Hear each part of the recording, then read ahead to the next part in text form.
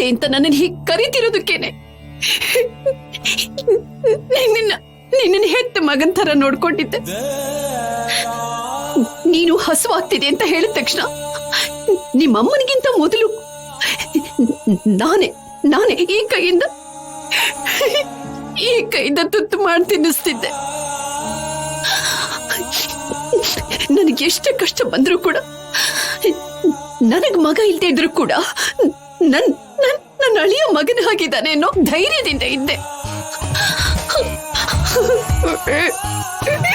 ಆದ್ರೆ ಇವತ್ತು ಇದೇ ನನ್ನ ಅಳಿಯ ನನಗ್ ದೊಡ್ಡ ಸಮಸ್ಯೆ ಆಗ್ತಾನೆ ಅಂತ ನಾನು ಅನ್ಕೊಂಡಿರ್ಲಿಲ್ವೋ. ನನ್ನ ಪ್ರೀತಿನ ಕಾಪಾಡ್ಕೊಳಕ್ಕೆ ನನ್ಗಿದನ್ ಬಿಟ್ಟು ಬೇರೆ ದಾರಿ ಕಾಣಿಸ್ಲಿಲ್ಲ ಅತ್ತೆ. ಸೀನು, ಏನ್ ಮಾಡ್ತಿದ್ಯಾ ನೀನು ಏನ್ ಮಾಡ್ತಿದ್ಯಾ ಅಂತ ನಿನಗೆ ಗೊತ್ತೇನೋ? ಆದ್ಯನ ನೀನೇನ್ ಪ್ರೀತಿಸ್ತಿದ್ಯೋ ಇಲ್ಲ ದ್ವೇಷಿಸ್ತಿದ್ಯೋ? ಅಯ್ಯೋ, ನೀನ್ ಮಾಡಿದ ಕೆಲಸಕ್ಕೆ ಆದ್ಯ ಮನೆಗ್ ಬರ್ತಿದ್ದ ಹಾಗೇನೆ ಅವಳು ನೀ ಮನೆಯಿಂದ ಕಳಿಸ್ಬಿಡ್ತಾರೋ? ನೋಡು, ಪ್ರೀತಿಸೋರು ಪ್ರೀತಿನ ಕಾಪಾಡ್ಕೋಬೇಕು. ನೀನ್ ಏನ್ ಮಾಡ್ತಿದೀಯೋ? ಈ ಮನೇಲಿ ಎಲ್ರ ಮುಂದೆನೂ ನಮ್ಮನ್ನ ದೋಷಿಗಳನ್ನಂಗ್ ಮಾಡ್ಬಿಟ್ಟಿಯಲ್ಲ.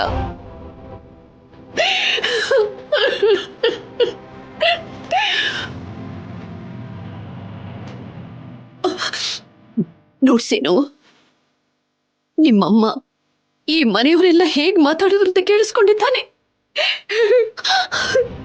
ನನ್ ತಂಗಿ ಸಂಧ್ಯನ ದೋಷಿಯಾಗಿ ಮಾಡಿದ್ರು, ಆದ್ಯನ ಆರೋಪಿ ತರ ನೋಡಿದ್ರು. ಸೀನು ನೋಡು, ನಾನ್ ನಿನ್ನನ್ನು ಕ್ಷಮಿಸ್ತೀನಿ ಕಣೋ, ಆದ್ರೆ ನನ್ ತಂಗಿ ಸಂಧ್ಯಾ ನಿನ್ನನ್ನು ಕ್ಷಮಿಸೋದಿಲ್ಲ ಕಣೋ. ಆದ್ಯ ಮಾಡದೆ ಇರೋ ತಪ್ಪಿಗೆ ಅವರಮ್ಮ ಹೊತ್ತ ಆರೋಪನೆ ಆದ್ಯನು ಹೊರುವಂತ ಪರಿಸ್ಥಿತಿ ತಂದ್ಬಿಟ್ಟಿದೆಯಲ್ಲೋ.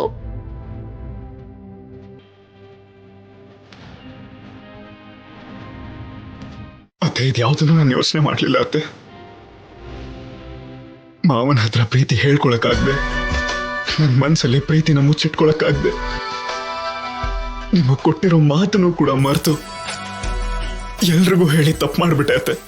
ಮಾಡಿದ್ಯಾ ಕಣೋ, ನೀನು ದೊಡ್ಡ ಸಾಧನೆ ಮಾಡಿದೀನಿ ಅಂತ ಅನ್ಕೊಳ್ತಾ ಇದೀಯಾ? ಇಷ್ಟಕ್ಕೂ ಅವಳು ಮಾಡದೇ ಇರೋ ತಪ್ಪಿಗೆ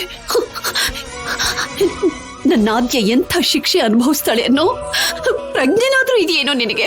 ಅಲ್ಲ ಅತ್ತೆ, ಈ ವಿಷಯ ನಾನು ಈಗ್ಲೂ ಹೇಳದೆ ಹೋಗಿದ್ದಿದ್ರೆ ಆದ್ಯ ಮತ್ತೆ ನಾನು ಇಡೀ ಜೀವನ ಇದೇ ರೀತಿ ಕಷ್ಟ ಪಡ್ಬೇಕಾಗಿ ಬರುತ್ತೆ.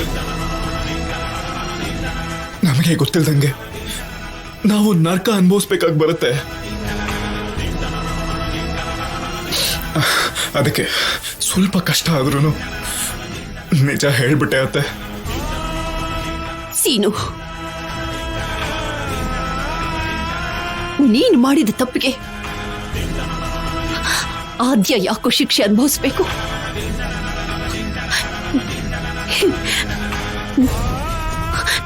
ನೀನು ಆದ್ಯನ ಪ್ರೀತಿಸ್ದೆ ಅಷ್ಟೇ, ಆದ್ರೆ ಆದ್ಯ ಏನು ಪ್ರೀತಿಸ್ಲಿಲ್ವಲ್ಲ? ಲೋ ಸೀನು, ನೀನ್ ತುಂಬಾ ಒಳ್ಳೆ ಮಗು ಕಣೋ. ನಿನ್ನಂಥವನ್ಗೆ ಅವಳು ಹೆಂಡತಿಯಾಗಿ ಬಂದ್ರೆ ಅವಳು ಜೀವನ ಪೂರ್ತಿ ಸಂತೋಷವಾಗಿರ್ತಾಳೆ ಅಂತ ಅಂದುಕೊಂಡಿದ್ದೆ. ಅದಕ್ಕೆ ಕಣಪ್ಪ, ಯಾವ ಸಮಸ್ಯೆನೂ ಬರ್ದೇ ಇರೋ ಹಾಗೆ ನೀನ್ ಹೋಗಿ ನಿಮ್ಮ ಮಾವನ ಒಪ್ಸು ಅಂತ ಹೇಳ್ತಿದ್ದೆ. ಅಷ್ಟು ಬಿಟ್ರೆ ಆದ್ಯ ನಿನ್ನನ್ನು ಪ್ರೀತಿಸ್ತಿಲ್ಲ ಕಣೋ, ಪ್ರೀತಿಸ್ತಿಲ್ಲ. ಅತ್ತೆ, ನಿಮಗೆ ಗೊತ್ತಿರೋ ವಿಷಯ ಏನಂದ್ರೆ ನಾನು ಆದ್ಯನ್ ಪ್ರೀತಿಸ್ತಿದ್ದೀನಿ ಅಂತ. ಆದ್ರೆ ನಿಮಗ್ ಗೊತ್ತಿಲ್ದಿರೋ ವಿಷಯ ಏನಂದ್ರೆ ಆದ್ಯ ಕೂಡ ನನ್ನ ಪ್ರೀತಿಸ್ತಿದ್ದಾಳೆ.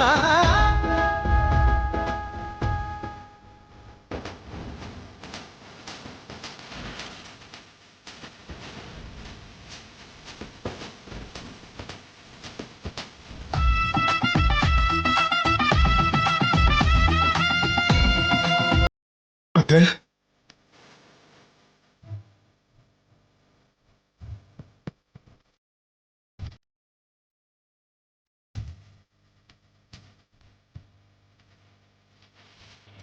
ನೀನ್ ನನಗ್ ಮಾತು ಕೊಡು.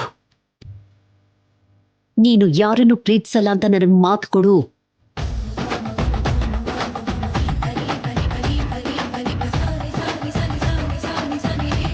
ನಾನು ಯಾರನ್ನು ಪ್ರೀತಿಸ್ತಿಲ್ಲ, ಪ್ರೀತಿಸೋದು ಇಲ್ಲ.